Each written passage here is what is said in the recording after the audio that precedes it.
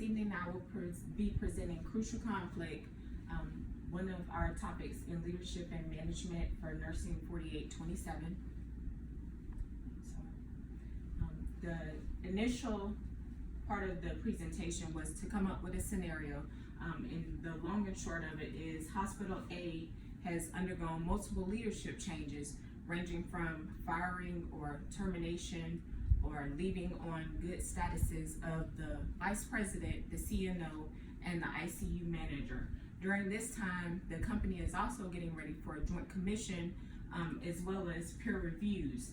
So they have placed an interim manager into the ICU to go over all of the employee evals. At this time, the new interim manager is requesting that each employee validate why they feel that they rated themselves a certain way on each of the topics, and then stating that no employee is perfect and that those employees don't deserve a 4 out of 4, which is the best score on each of those topics. So that's one of our conflicts for the day. The strategies on conflict resolution are: 1, compromising. Anybody that's ever been married know about compromising. It's a lot of give and take. You know, I give a little bit, you give a little bit, and we come to a happy median in the middle. Competing is where one person is just adamant that their side is right and they're not going to give. Cooperating and accommodating is, to me, part of compromising, because you got to give a little and get a little, and then cooperating, one party sacrifices his or her beliefs. And then smoothing, where one person, generally in our marriage, just says, okay, I give in, and they'll just pacify the other person just to alleviate the conflict. Avoiding is one of the tactics that I feel like is due to a lack of communication. When you avoid the issue, nobody says anything about it, and it just continues to fester. And then collaborating. Again, to me, collaborating goes hand in hand with compromising, where all parties set aside their original goals and then they work together on the common goal. Resolving the conflict.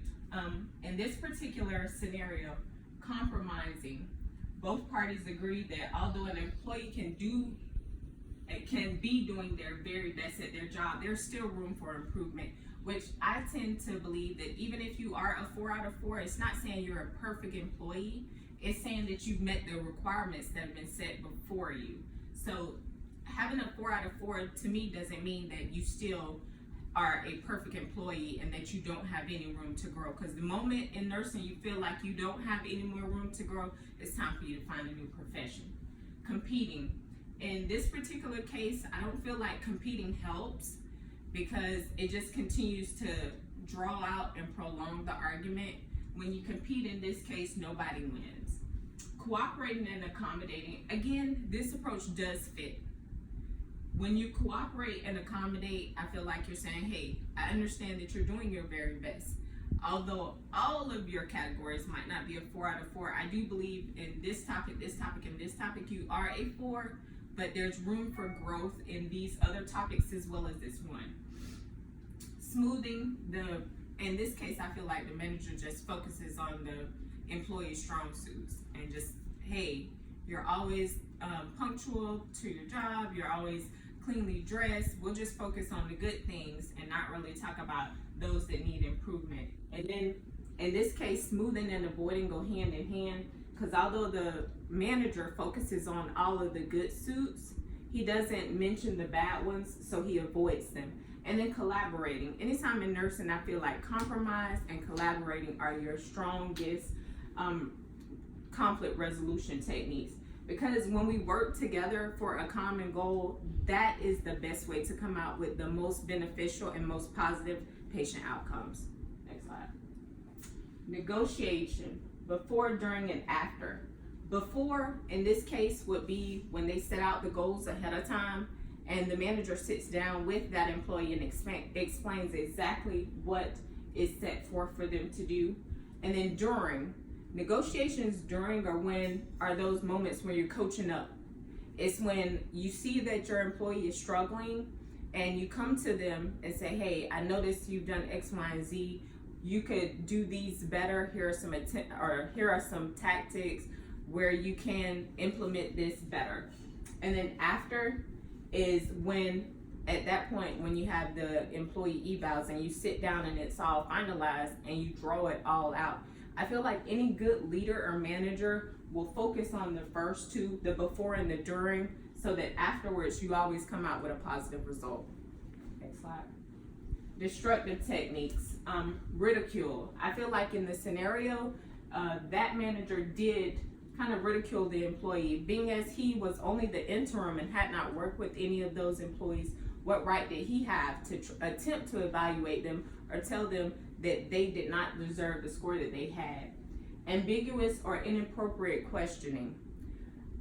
Although I feel like his attempt at having the employee state why they deserve this was a good attempt, but at that attempt, when that employee tells you why they did that or why they feel like they deserve that score, is not his place or his time then to discredit them, especially when he hasn't worked with them, and aggressively taking over. That's when essentially someone comes in and becomes a dictator, just comes in and flips the entire the scenario and changes all of the policies and procedures to fit what he or she deems is the correct leadership manner. Next slide. Delegation scenarios. In the ICU setting, as well as all settings in the hospital, there'll come times when a nurse, a patient care tech, or a doctor just becomes inundated. The scenario that I laid out for you is in the ICU, where the nurse to patient ratio is 2-to-1, just because of the specialized needs there. So the nurse delegates to the PCT to take that Q1 hour vitals on the DKA patient while she focuses on doing the hourly eyes and nose on the patient that they were aggressively diuresing. Next slide. 5 rights to delegation. We all know these 5 rights. If you don't know them, you were lucky enough not to get this question on your NCLEX, because I swear this is on everybody's test. The right task, right circumstances, right person, right supervision, right direction, and communication. The person has to be qualified to do the task under the correct circumstances. The right person, that person must have the adequate skill set to perform that task. The right supervision, all nurses are ultimately responsible for the patients under their care, and the right direction and communication. You have to set forth and let that tech know exactly what you expect of them. Next slide. Common delegation errors. Under delegating. That's when we feel like no one is satisfactory to handle a task. Over delegating. When you're so inundated with your work and you haven't properly planned out your day, then you just give in your tasks to everybody. And then improper delegating. This is one of those tasks where you'll have the monitor tech who has no clue about patient care technician duties trying to take AccuChecks or vital signs for you. Next slide. A healthy work environment. A healthy work environment sums it up basically where everyone is happy to come to their job, excited about doing their part for the better good of that company.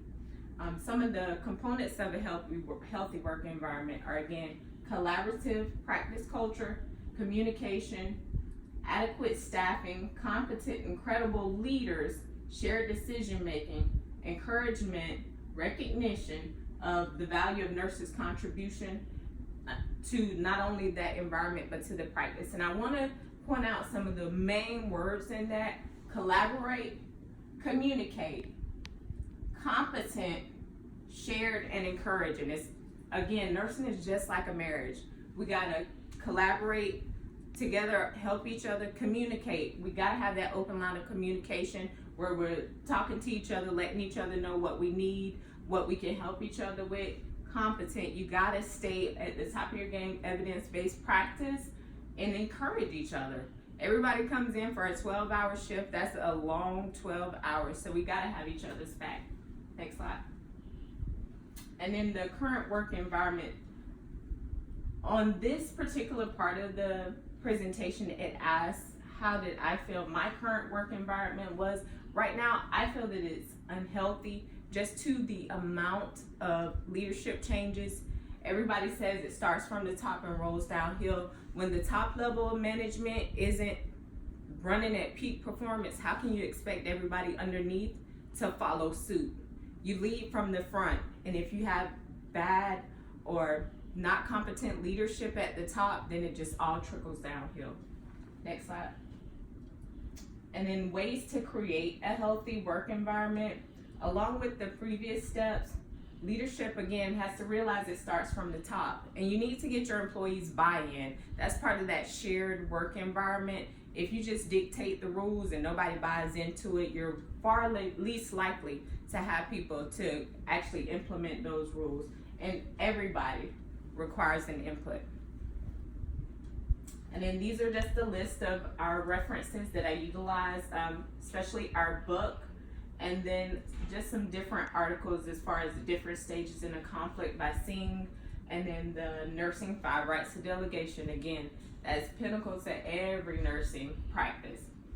And if you have any questions, you can actually look this up on my YouTube channel at Peaches Stewart. Thank you so much.